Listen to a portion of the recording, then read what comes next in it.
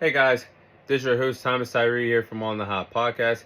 Today, I have some bonus content for you guys. The bonus content we'll be covering today will be in the sport of wrestling inside the WWE world. Today's bonus segment, I'll be sharing my assessment on the WWE champion Cody Rhodes and how good his WWE title reign has been. How do I feel about the title reign? Has it been good, bad, lackluster, amazing?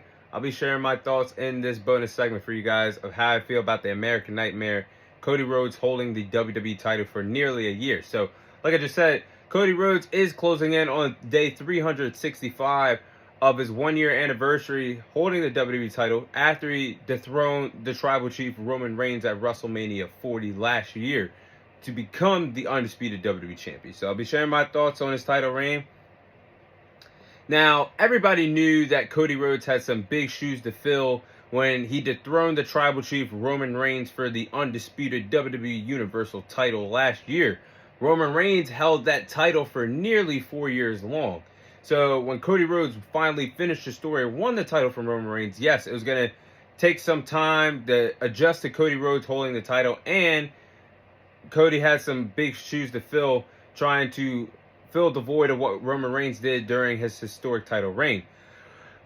But don't get me wrong, Cody Rhodes, I would say he has an A- title reign right now. He's had some great matches against AJ Styles at Backlash. He had a great champion versus champion title defense against Logan Paul at King and Queen of the Ring, that PLE. He had a great I Quit match against AJ Styles at Clash at the Castle. He had a good match with Kevin Owens at Bash in Berlin. He had a good steel cage match against Solo Sikoa on a Friday Night SmackDown episode in September for the WWE title. He also had a good champion versus champion crown jewel match with the World Heavyweight Champion Gunther.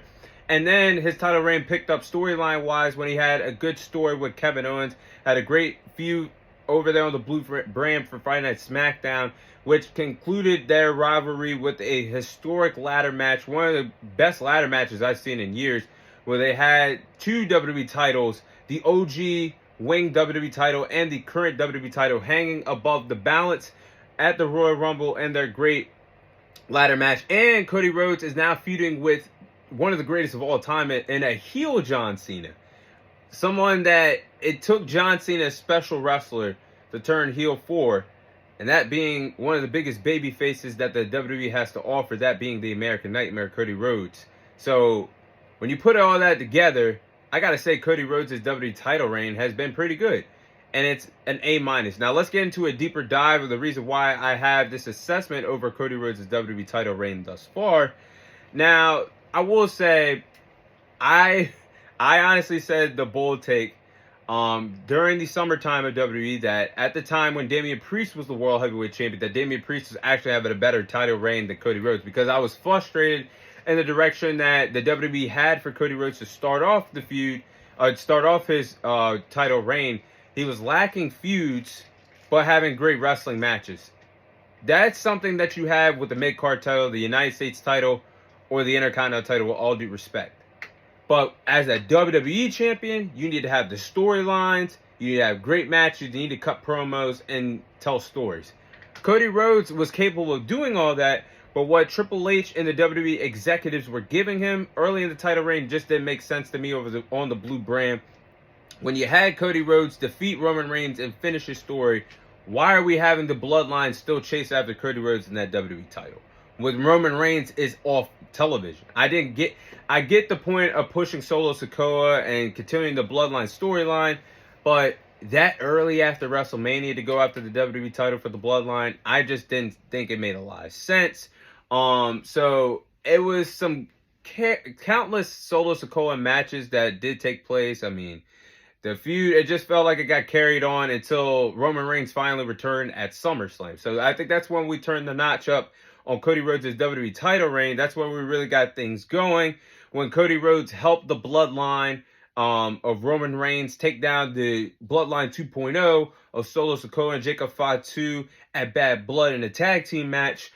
And after that night, that basically opened things up for what were to come on the blue brand of Friday Night SmackDown, because Kevin Owens turned heel. Kevin Owens took out Cody Rhodes' mentor of Randy Orton. Kevin Owens took out Cody Rhodes. Kevin Owens became a menace on the blue brand, and that's really what opened up storyline and storytelling for Cody Rhodes' WWE title reign, because there was a lot of promos that made you believe that Kevin Owens was really the babyface and Cody Rhodes was the heel, because he was hitting the nail on the coffin with a lot of points of Cody Rhodes teaming up with Roman Reigns and basically the oppositions of the bloodline.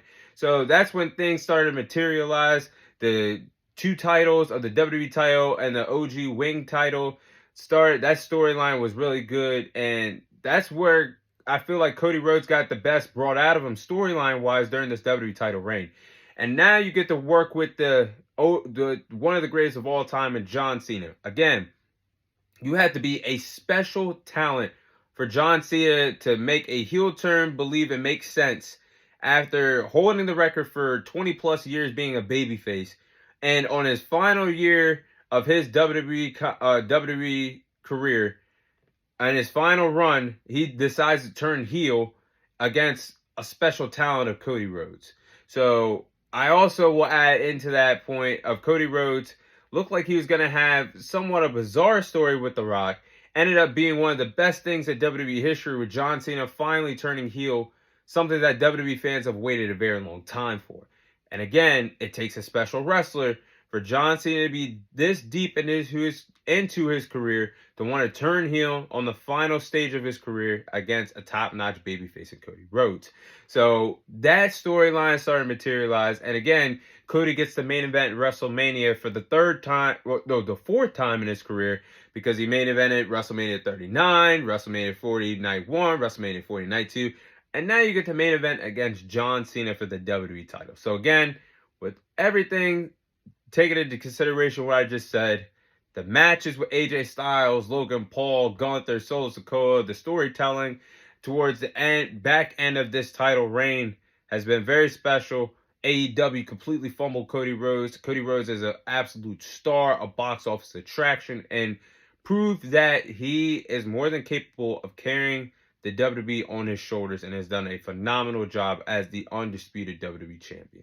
But that's my assessment on Cody Rhodes' WWE title reign. That is all the time I have for you guys today. Thank you guys for watching. Thank you guys for listening. This is your host, Thomas Tyree, signing off, and I'll see you guys on next week's episode.